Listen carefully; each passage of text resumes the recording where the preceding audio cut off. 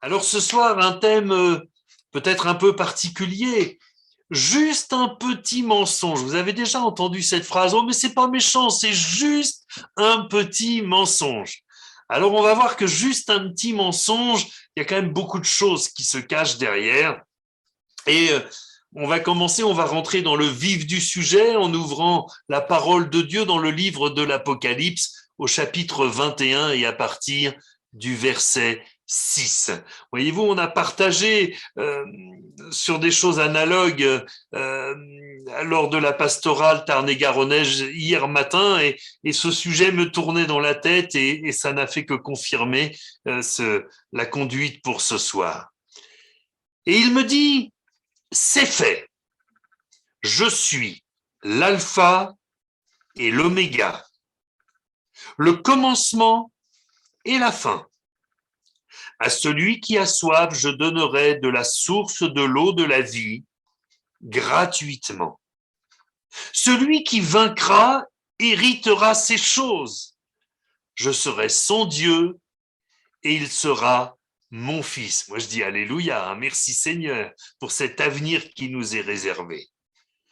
Mais pour les lâches, les incrédules, les abominables, les meurtriers, les impudiques, les enchanteurs, les idolâtres et tous les menteurs, leur part sera dans l'étang ardent de feu et de soufre, ce qui est la seconde mort. J'ai regardé dans la version Sommer parce que parfois une autre traduction nous donne un autre éclairage. Les incrédules y sont appelés infidèles, les abominables sont les dépravés, les impudiques sont les débauchés, les enchanteurs sont des magiciens, mais dans le sens, bien sûr, de la sorcellerie, pas dans le sens de la prestidigitation. La prestidigitation, c'est pas la magie telle que la Bible l'entend. Ce sont simplement des trucs, comme disait un célèbre magicien, il y a un truc. C'était Gérard Majax pour les moins jeunes d'entre nous. Ils s'en souviennent encore. Mais pourtant, dans cette version Sommer, les lâches restent les lâches, les idolâtres sont des idolâtres et les menteurs sont toujours des menteurs. Alors je voudrais m'arrêter, vous l'avez compris, sur ce thème du mensonge. On peut ajouter à notre texte d'introduction un texte dans l'Apocalypse un petit peu plus loin, au chapitre 22 et au verset 14. « Heureux ceux qui lavent leurs robes afin d'avoir droit à l'arbre de vie et d'entrer par les portes dans la ville. Dehors les chiens, les enchanteurs, les impudiques, les meurtriers, les idolâtres et quiconque aime et pratique le mensonge. » C'est quand même, ce sont des textes qui pourraient être des textes de la grâce, des textes de la nouvelle alliance, sont des textes extrêmement sévère. Alors, pour qu'on sache de quoi on parle, je suis allé voir la définition dans le Robert du mot mensonge. J'ai appris plein de choses. Le mensonge, c'est une assertion sciemment contraire à la vérité. C'est-à-dire que dans le mensonge, il y a une volonté et une conscience de ne pas dire la vérité. D'ailleurs, ça, c'est quelque chose d'intéressant, vous voyez, en feuilletant les dictionnaires, on apprend des choses. Le mot mensonge vient du latin mentis, qui veut dire esprit ou conscience. C'est-à-dire que c'est fait consciemment. C'est une œuvre de notre conscience, le mensonge. J'ai regardé également dans le dictionnaire des synonymes. Pour mensonge, il est écrit contre-vérité, fabulation, duplicité, désinformation et enfin illusion. Nous connaissons l'origine du mensonge. Il est écrit dans Jean 8 au verset 44, « Vous avez pour père le diable », Jésus s'adresse à ses opposants, « et vous voulez accomplir les désirs de votre père. Il a été meurtrier dès le commencement.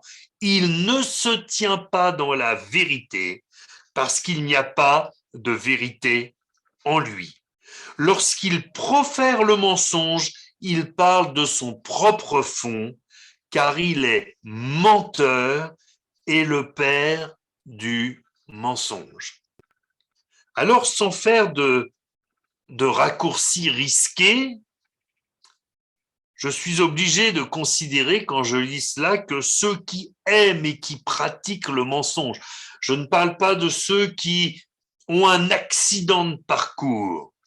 Ça peut arriver parfois, on est pris de court et de crainte de la réaction de la personne qui est en face, on se surprend à dire une chose que l'on sait ne pas être la vérité. Mais là, on se reprend et on dit non, excuse-moi, c'est pas ce que je voulais dire, la vérité c'est ça. Mais parfois on peut être pris par une mauvaise réaction. Mais là, il est question de ceux qui aiment et qui pratiquent le mensonge. Eh bien, ceux-là font l'œuvre du diable, s'opposent à l'œuvre de Dieu et la parole de Dieu les condamne comme ne pouvant pas entrer dans le ciel de Dieu, mais étant condamnés à l'enfer. Pour comprendre les mécanismes du mensonge et à quel point il s'oppose à la sainteté de Dieu, je vous propose d'examiner justement ces synonymes du mensonge qui finalement sont autant de facettes de ce que peut être le mensonge et de voir ce que nous pouvons mettre de la parole de Dieu en face pour bien comprendre ce dont il est question. Premier synonyme du mensonge, nous avons lu que c'était une contre-vérité, c'est-à-dire quelque chose qui s'oppose directement à la vérité. Alors permettez-moi d'être simple et d'aller dans Jean 14,6, où Jésus dit « Je suis le chemin, la vérité et la vie ». Donc je comprends tout de suite que si je m'oppose à la vérité, c'est au Seigneur Jésus en personne, lui qui est la vérité, c'est à lui que je m'oppose. C'est comme si chaque mensonge était un coup porté au Seigneur. Bien évidemment, nous ne pouvons pas accepter l'idée que notre vie porte des coups contre la vérité, contre le Seigneur Jésus. Ça, ce n'est pas possible. Nous l'aimons trop pour lui faire ça. Le deuxième synonyme, c'est la fabulation. On peut parler aussi de mythomanie. C'est des comportements pathologiques de personnes qui ressentent le besoin de toujours raconter des choses à leurs yeux plus grandes que la vérité. Vous savez que la vérité augmentée, on parle de beaucoup de choses augmentées, hein, l'homme augmenté, l'intelligence artificielle, mais il y en a qui parlent de vérité augmentée. Quand on augmente la vérité, c'est on est dans la fabulation finalement. Hein. Et donc, voilà, il y a des gens, s'ils ont fait 25 mètres à la piscine, ils vont vous raconter qu'ils en ont fait 1500. Hein, certains diront que c'est l'histoire de la sardine qui a bouché le port de Marseille. Hein, on est dans la fabulation la plus totale. Alors j'ai pensé à un exemple dans la Bible, ce sont les espions que Moïse a envoyés pour explorer la terre d'Israël. Eux, ils ont fabulé. Hein. Nous y avons vu les géants, enfants d'Anak, de la race des géants. Nous étions à nos yeux et aux leurs comme des sauterelles. Allez, je veux bien qu'à l'époque, la taille moyenne, c'était pas 1,80 m. Mettons que les Juifs faisaient en moyenne 1,50 m. Quand vous avez une sauterelle qui fait 3 cm au garrot, c'est déjà la belle bête, hein, on est d'accord. Ça veut dire qu'ils sont en train de dire que les enfants d'Anak étaient 50 fois plus grands qu'eux. On comprend bien que là, ils ont raconté ça pour décourager le peuple parce qu'eux-mêmes avaient eu peur. Alors, ils ont exagéré les choses, ils ont fabulé. En réalité, les enfants d'Anak faisaient à peu près 3 mètres. Donc, c'est sûr que des gars qui font 3 mètres, ça impressionne quand même. Hein. Mais pour autant, entre 1,50 m et 3 mètres, il y a un facteur 2, il n'y a pas un facteur 50.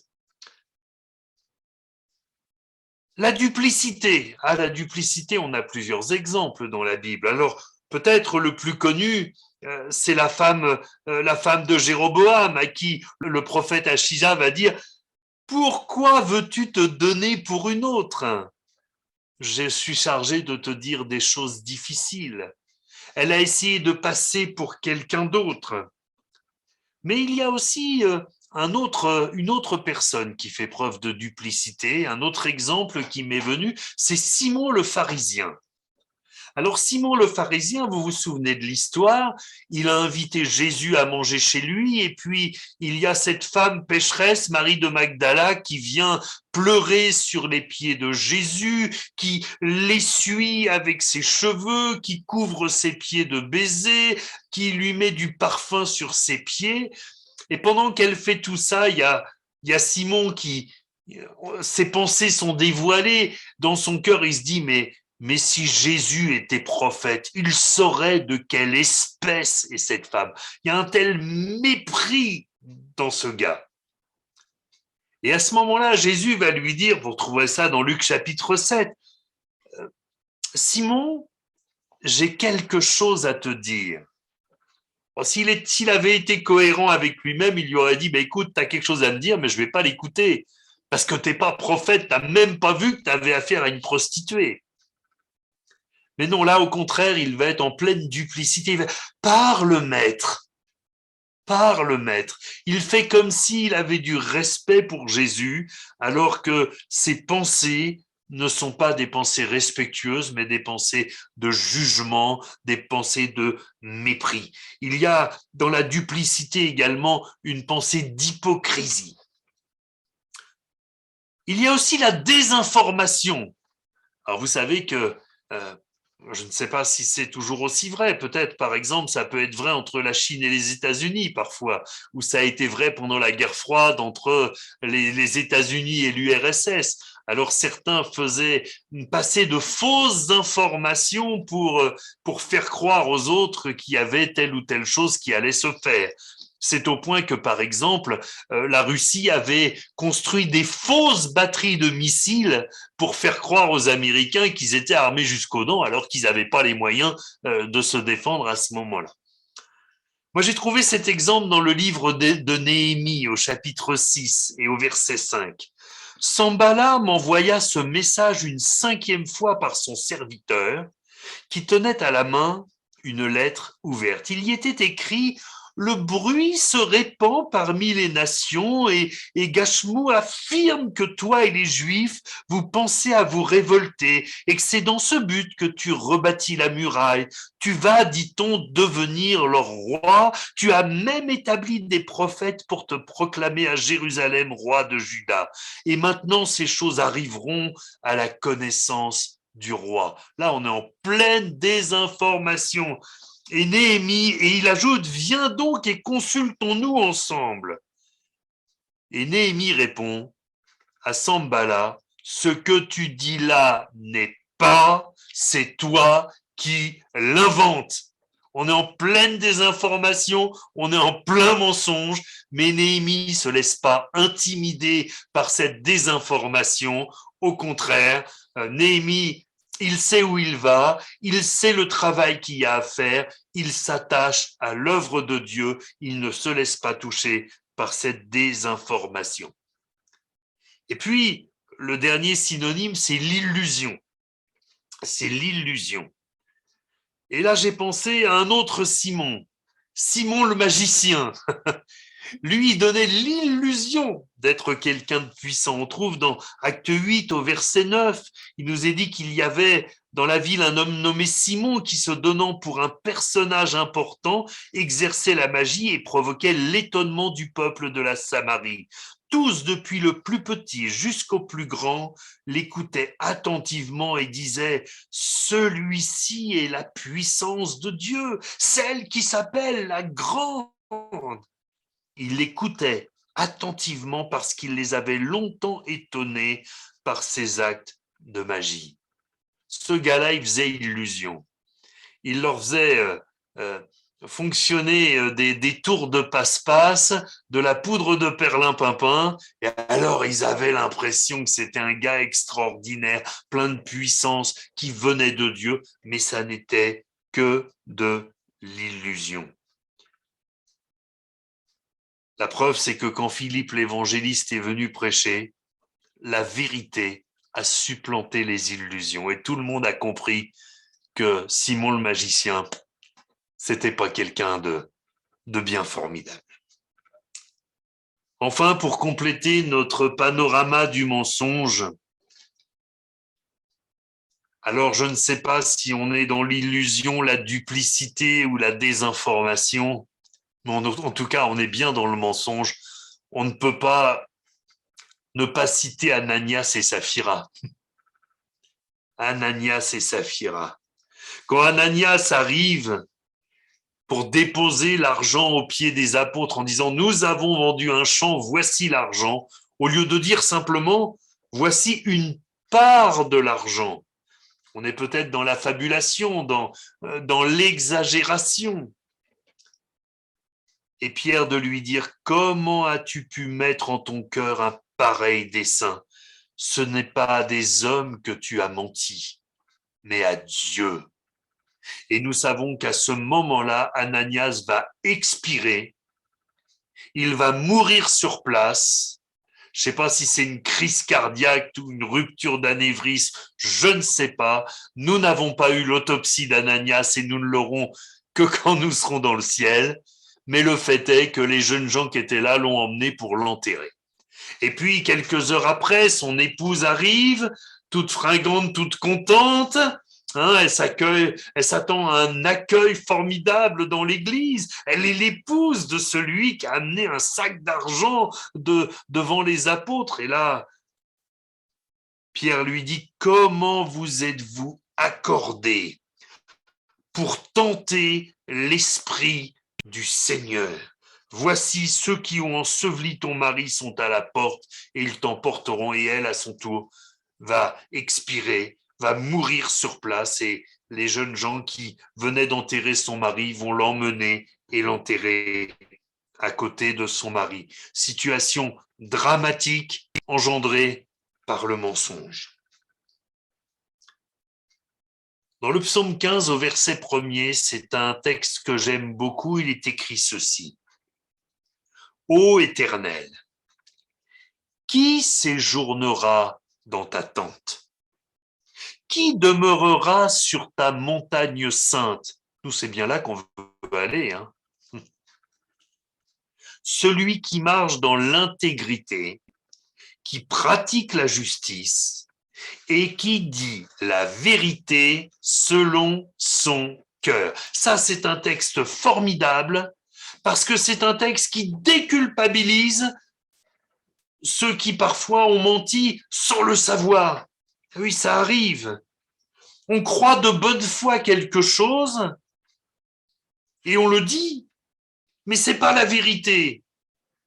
Et parfois, certains qui réalisant qu'ils ont dit quelque chose qui n'était pas la vérité, culpabilisent, se sentent coupables devant Dieu. Pourtant, ils ont dit la vérité selon leur cœur. C'était ce qu'ils croyaient être la vérité.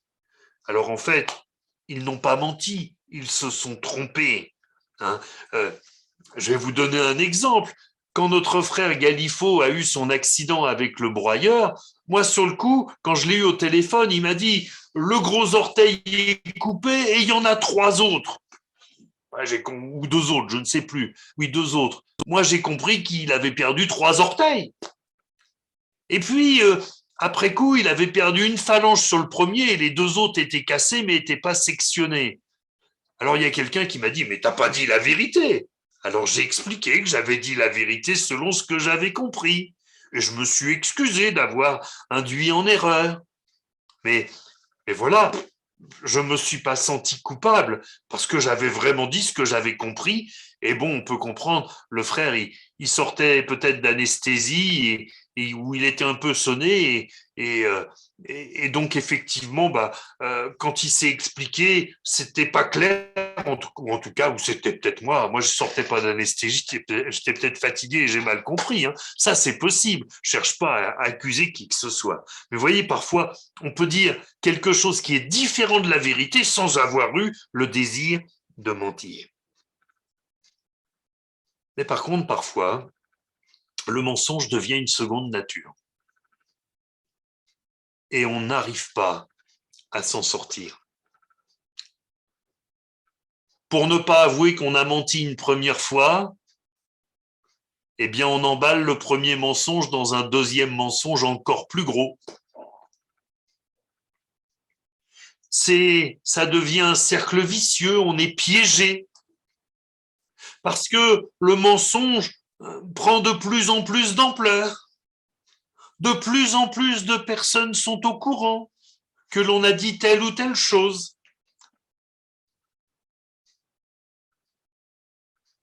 Et même nos prières deviennent des mensonges. Eh oui. Parce que quand on s'est enfermé dans des mensonges, il y a des prières qu'on ne peut pas faire. Prenez l'exemple de quelqu'un qui aurait une addiction, quelle qu'elle soit, et qui proclamerait que le Seigneur l'a délivré et qu'il n'a plus du tout ce genre d'addiction, alors qu'en réalité, il est toujours dans son addiction. Alors bien sûr, personne ne le voit, mais mettons par exemple, je n'ai pas de... croyez bien que je ne vise personne, je ne suis au courant d'aucune situation comparable à cela, mais mettons par exemple qu'un frère ait une difficulté avec l'alcool et on le voit sortir d'un bistrot et dit non mais en fait j'étais allé téléphoner, mon portable était en panne et j'avais besoin de passer un coup de fil. Vous voyez, le mensonge en engendre un autre.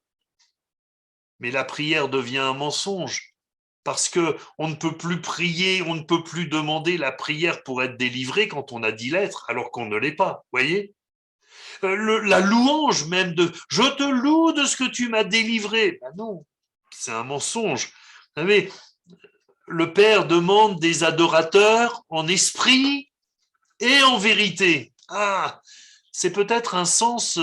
Moi, je vous avoue, en méditant ça, j'avais jamais pensé à ce sens-là. Mais peut-être que des fois, notre louange n'est pas vraie. Oh, peut-être non pas parce qu'il y a un mensonge, mais parce qu'on va pas bien. Alors, je ne parle pas de celui qui va pas bien, mais qui est comme David qui dit mon âme. Bénis l'Éternel. Vas-y, secoue-toi, adore ton Dieu. Et n'oublie aucun de ses bienfaits. Ça arrive, hein. Parfois il faut se secouer un peu, parce qu'on n'a pas bon moral, parce qu'il y a des difficultés, c'est une chose. Mais parfois, on connaît la vie de telle ou telle personne, quelqu'un qui n'a pas le niveau spirituellement, on va dire les choses, dont la vie est en désordre. Et puis le dimanche, oh, je te loue, Seigneur, tout est formidable, je suis le meilleur des chrétiens, alléluia. Vous savez, comme ce pharisien là dans le temple, je te loue de ce que je ne suis pas comme le reste des hommes. Oh là là, pouf. C'est une louange qui est un mensonge. C'est un mensonge. Et puis un jour, on est mis à nu. Parce que vous savez, il y a une vérité que Gamaliel a citée, que je crois toujours vraie. C'est que quand quelque chose vient de Dieu, ça tient. Et que quand quelque chose ne vient pas de Dieu, ça finit toujours par s'effondrer. Et quand la vérité paraît, la situation devient insupportable de honte. Pour guérir cela, il y a des étapes incontournables. L'étape incontournable par excellence, c'est la repentance. Demander pardon à Dieu. Demander pardon aussi à ceux à qui on a pu faire tort en mentant. Ça n'est pas dans la Bible, mais on le comprend bien Quelqu'un a dit un jour péché privé, repentance privée, péché public, repentance publique. Si mon frère, ma sœur, tu as un problème avec quelqu'un de ta famille et qu'il y a eu une situation où tu ne lui as pas dit la vérité, bah c'est avec cette personne que tu vas régler les choses. Tu n'as pas besoin de demander pardon au Seigneur devant tout le monde à la réunion. Par contre, imaginez qu'un jour, pour une raison que le Seigneur me garde, allez, je vous fais un gros mensonge comme ça, là, en Zoom. Mais là, je serais bien obligé de vous demander pardon publiquement. Puisque j'aurais péché publiquement, il me faudra bien me repentir devant ceux que j'aurais offensés, ceux à qui j'aurais fait quelque chose de mal. Bien sûr, il y a la pratique d'œuvres dignes de la repentance, et si on se repent du mensonge, la pratique d'œuvres dignes de la repentance, c'est de dire la vérité. Ça peut être aussi, il peut y avoir aussi besoin d'une délivrance, parce que le mensonge peut aussi être pathologique. Il y a des personnes chez qui, malgré elles, il faut toujours qu'elles en racontent, et elles ont besoin d'être délivrées. Quand on passe par ces moments-là de repentance, de demande de délivrance, d'humiliation, de brisement, ce sont toujours des moments difficiles et douloureux.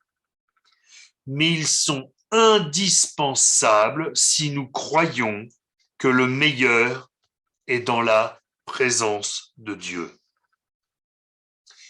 C'est indispensable si nous voulons passer notre éternité avec lui. Je termine avec ce texte des Proverbes chapitre 12, verset 22. Les lèvres fausses sont en horreur à l'Éternel, mais ceux qui agissent avec vérité lui sont agréables. Ça, c'est extraordinaire. C'est pas seulement ceux qui parlent avec vérité, mais ceux dont les actions sont cohérentes avec la vérité qui sort de leur bouche. Mes frères et sœurs, peut-être quelqu'un ce soir a besoin d'une délivrance, peut-être quelqu'un a besoin du secours de Dieu, peut-être quelqu'un s'est piégé tout seul. Mon frère, ma sœur, approche-toi de Dieu qui ne se lasse pas de pardonner. Ne garde pas ce lourd fardeau. Ne garde pas ce péché qui finira par te barrer la route du ciel. Mais jette-le loin de toi et le Seigneur te pardonnera, il te restaurera et il te délivrera. À lui seul soit toute la gloire. Amen. Seigneur notre Dieu, nous bénissons ton grand nom, parce que tu es le Dieu de vérité par excellence, et il est vrai, Seigneur, que parfois nous avons besoin, Seigneur, de nous approcher de toi, de réclamer ton secours. Seigneur, s'il est quelqu'un à qui ce soir tu as parlé particulièrement, je te prie de bénir mon frère ou ma sœur. Je te prie de le secourir, ô Dieu, de lui faire grâce, de trouver la force de te demander pardon et de demander pardon à ceux ou celles qu'il a offensés. Merci pour ton secours. Merci de donner à ceux qui ont été offensés la force de pardonner. Merci, puissant Sauveur.